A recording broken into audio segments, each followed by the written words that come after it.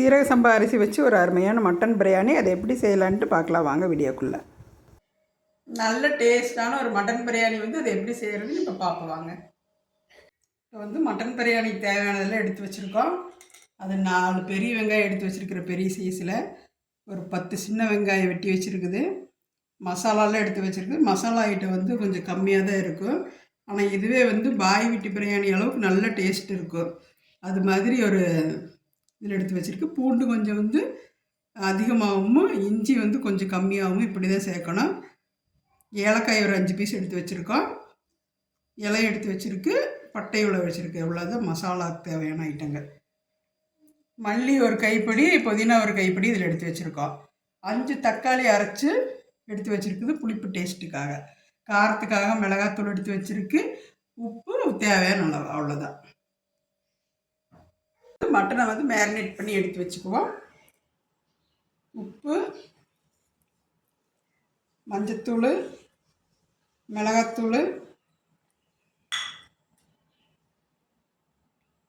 தயிர் 1/2 கப்பு,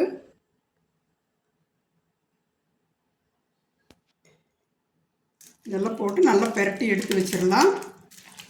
அப்போ தான் இதெல்லாம் நல்லா உள்ளே பிடிச்சி இந்த டேஸ்ட்டு கொடுக்கும்.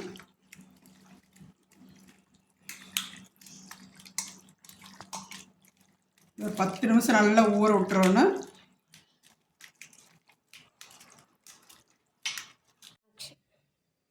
பிரியாணிக்கு தேவையான மசாலாலாம் போட்டு அரைச்சி எடுத்துக்கலாம்.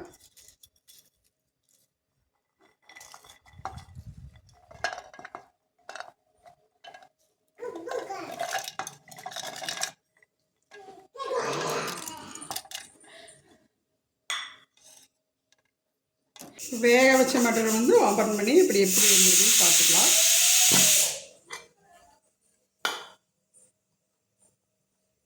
நல்லா 5 விசில் விட்டு வெந்து எலும்பெல்லாம் கலந்து வந்துருச்சு. நல்லாவே வெந்துருச்சு. இப்படி வெந்துடணும். அப்போ தான் வந்து உங்களுக்கு பிரியாணிக்கு ஒன்று டேஸ்ட் ஒட்டும். அடுப்பு பற்ற வச்சுக்கலாம். இதுக்கு தேவையான சமையல் ஆயில், தேங்காய், நெய், இந்த 3 சரி அளவு ஊற்றிக்கணும். அது இதோட ரகசியமே. மட்டன் பிரியாணிக்கு சமையல் எண்ணெய் அளவு தேங்காய் ஊற்றிக்கிறோம். நெய் அதே அளவு ஊற்றிக்கணும்.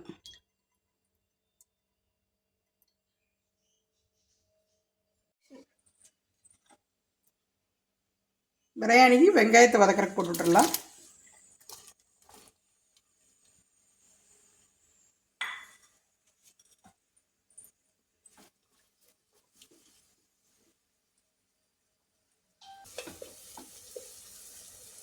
வெங்காயம் நல்லா எண்ணெயிலே வெந்துடணும். வெந்து நல்ல வெங்காயம் வந்து எண்ணெய்க்கு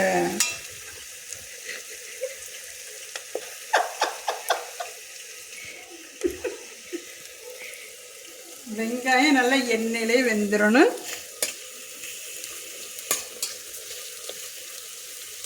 வெந்து நல்லா கலர் சேஞ்ச் ஆயிடணும். நீட்டமாக வெட்ட முடியாது. நீங்கள் பெரிய பச்சை மிளகாய் வச்சுருந்தா நீட்டமாக வெட்டி போட்டுக்கோங்க. எங்கள் வீட்டு செடியில் குட்டி குட்டி பச்சை மிளகா தான் காய்ச்சி இருந்துச்சு.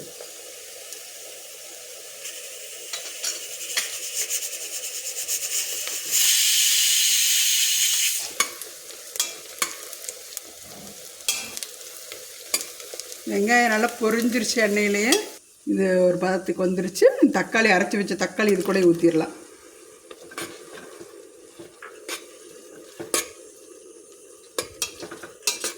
தக்காளி முதல்ல நல்லா வதங்கிட்டு பச்சை வாசம் போக வரைக்கும் நல்லா வேகட்டு. இப்போ அரைச்ச மசாலாவை இது கூட சேர்த்து ஊற்றிக்கலாம்.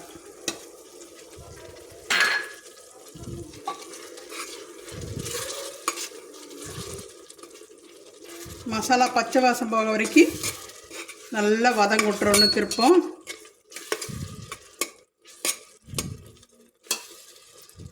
வெங்காயம் தக்காளியில் நல்லா சுருண்டுருச்சு வெந்து. இது இன்னும் கொஞ்சம் வேகட்டும்.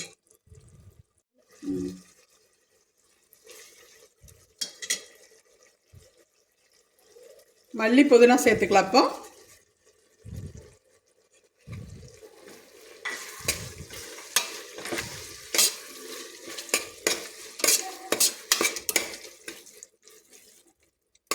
கொஞ்ச நேரம் வதங்கட்டும்.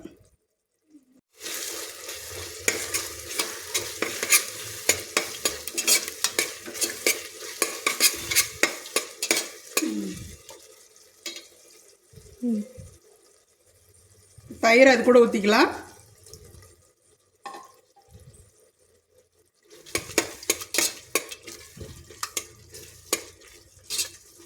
வேக வச்ச மட்டனை உள்ளே போட்டுடலாம்.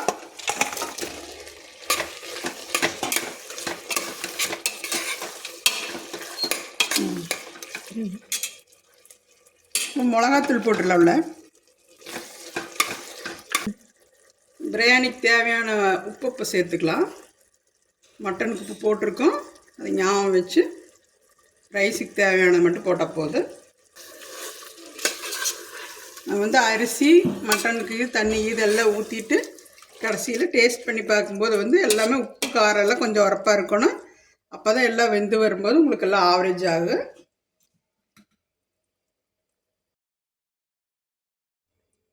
இப்போ 3 டம்ளர் அரிசிக்கு வந்து 4 டம்ளர் தண்ணி எடுத்து வச்சுருக்கிறேன். 1க்கு 1.5 வந்து அளவு கணக்கு.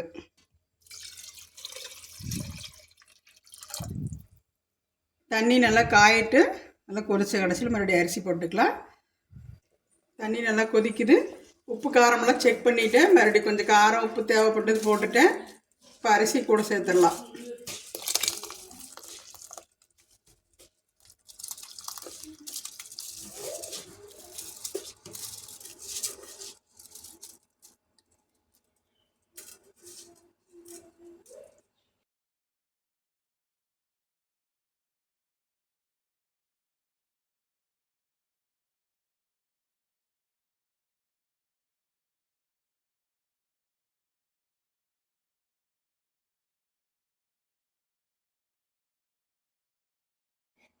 அடுத்து மீடியம் ஃப்ளேம்லேயே இருக்கட்டும்.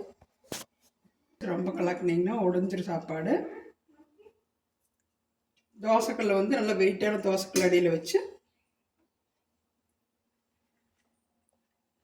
மேலே ஒரு வாழை இலை மூடி விட்டுட்டு தம் போட்டு விட்டுறலாம். தட்டு வச்சுருங்க. அங்கே இருக்கு.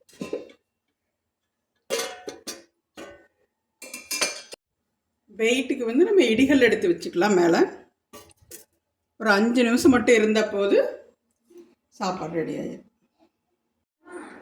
5 நிமிஷம் ஆயிடுச்சு. இப்போ எப்படி ஆகிருக்குன்னு பார்ப்போம்.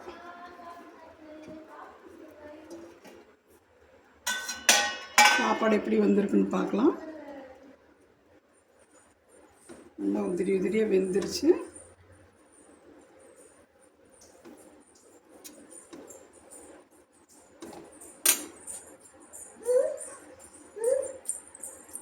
சாப்பாடு நல்லாவே வெந்துருச்சு. ஒரு துளி கொலையில் நல்லா இருக்குதா.